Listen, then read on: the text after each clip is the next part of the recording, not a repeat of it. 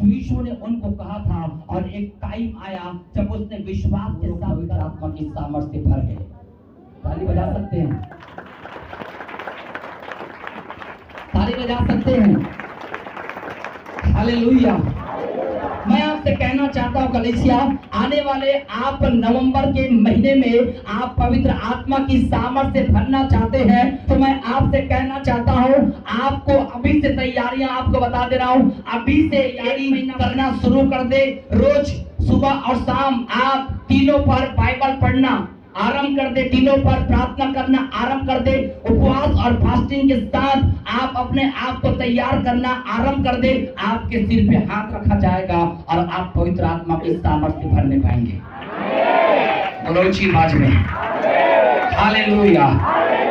पवित्र आत्मा केवल पास्टर ही के लिए नहीं है, मैं आपको बता रहा हूं, पवित्र आत्मा सब लोगों के लिए है, हर एक पर्सन के लिए, हर एक व्यक्ति के लिए है। जब तक पवित्र आत्मा आप नहीं पाओगे तब तक परमेश्वर से पहचान आपकी नहीं होगी और आप स्वर्ग के राज्य में प्रवेश नहीं कर सकते।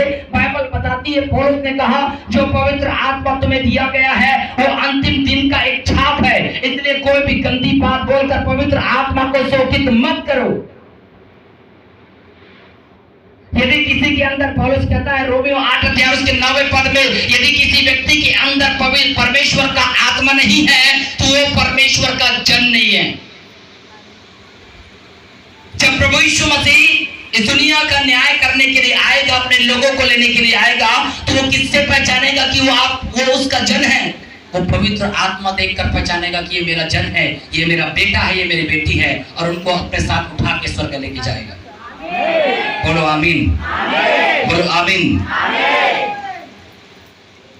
वो आत्मा हर एक के ऊपर उंडेलना चाहता है, केवल पास्टरों के ऊपर नहीं। बाइबल में क्या लिखा है? योवेल 2:28 में, अंत के दिनों में ऐसा होगा कि मैं अपनी आत्मा सब लोगों के ऊपर उंडेलूंगा,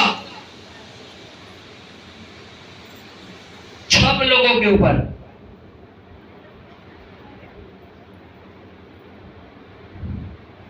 छोटे छोटे बच्चों के ऊपर भी वो अपना आत्मा उंडेलेगा, जवानों के ऊपर भी अपना आत्मा उंडेलेगा। पढ़ के थोड़ा सुनाओ उस वचन को सबको। योवेल 2 अध्याय उसका 28वां वचन जल्दी से किसी को मिलता है, पढ़िए।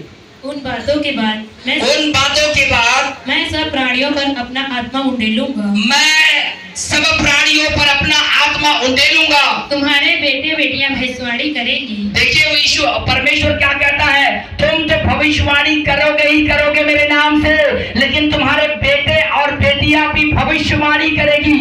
और तुम्हारे पुराने सपने देखेंगे। और तुम्हारे घर के पुराने, डोगरा बाबा है ना, डोगरी दई है, वो क्या करेंगे? हाँ, स्वप्न देखेंगे। ये मत समझना कि मैं डोगरा हो गया, हाँ तो प्रभु मोर ऊपर का आत्मा उंडली। बाइबल बताती है तुम्हारे घर के पुरानी है, तुम्हारे घर के डोगरा बाबा, डोगरी दई स्वप्न देखेंगे। आगे, और तुम्हारे जवान दर्शन देखेंगे। और तुम्हारे बीच में जो जवान लोग हैं वो दर्शन देखेंगे। तुम्हारे दास और दासियां भी, और तुम्हारे दास और दासियां जो तुम्हारे सेवक हैं, मैं उन दिनों में अपना आत्मा उंडेलूंगा। मैं उन दिनों में अपना आत्मा तुम्हारे दास दासियों के ऊपर भी उंडेलूंगा। मैं आकाश में और पृथ्वी पर चमत्कार, मैं आकाश में और पृथ्वी पर चमत्कार, अर्थात लहू और आग और धुएं के खंभे दिखाऊंगा। अर्थात लहू और आग और धुएं के खंभे दिखाऊंगा। बाइबल बताती है मैं अंत के दिनों में अपनी आत्मा को सब लोगों के ऊपर उंडेलूंगा। मैं आपसे कहना चाहता हूं, ये अवसर है उस आत्मा को लेने का। और आपने, मैं आपको बताऊं, आपने अभी से तैयारियां शुरू कर दी है। आने वाले मीटिंग के लिए प्रार्थना करना, वचन पढ़ना, फास्टिंग करना अनलिमिटेड। ये नहीं कि अब 2 दिन फास्टिंग हो गया, भूख लग रहा है तो मैं अब खाना खाऊंगा, अब मुझसे नहीं होगा।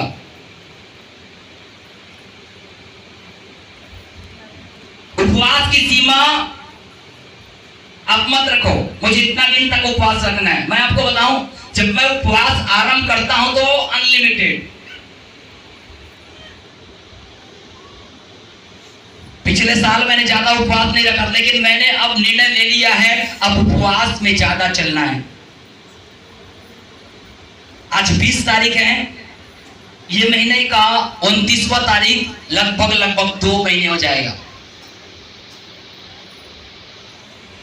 हालेलुया, बोलो हालेलुया। उपवास के फायदे क्या हो रहे हैं पता है? उपवास रखने के द्वारा मैं आत्मिक रूप से आगे बढ़ रहा हूं, प्रकाशन पा रहा हूं। ये तो मेरा आत्मिक लाभ हो रहा है, आत्मिक फायदा हो रहा है।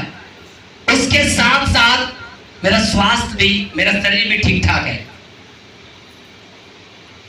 मैं पहले खा इतना मोटा हो गया था कि मुझे अंदाजा नहीं हो रहा था कि मैं 75 किलो का हो गया हूं।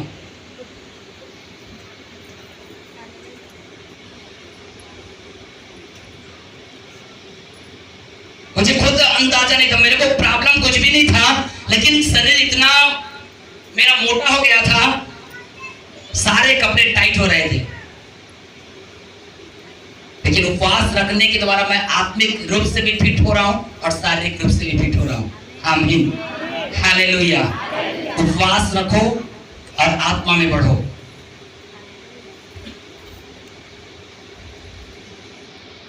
और उपवास करने के द्वारा मैं आपको बता रहा हूं, ज्यादा आपको खाने और पीने के ऊपर ध्यान नहीं देना है। ये नहीं कि अब उपवास हूं तो केला लेके आओ, सेब लेके आओ, सेवई लेके आओ, चिकन लेके आओ, मटन लेके आओ। मैं आपको बता दूं, जो आप नॉर्मल सा खाना खाओगे, सादा खाना खाओगे, उसमें आपका चेहरा और ज्यादा क्लीन होगा, और ज्यादा आप फ्रेश दिखोगे, और जवान दिखोगे। आमीन, हालेलुया।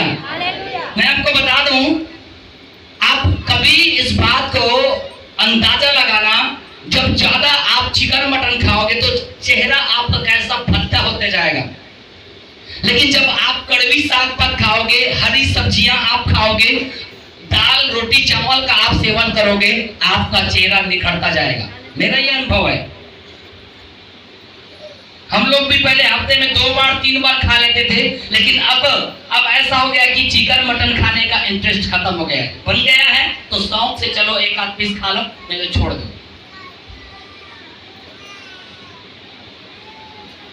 परमेश्वर के दासों ने कहा, शद्रक मेशक अबेदनगो ने कहा, राजा ने कहा, जब तुम उपवास करोगे तुम्हारे लिए मैं अच्छा से अच्छा भोजन की व्यवस्था करूंगा।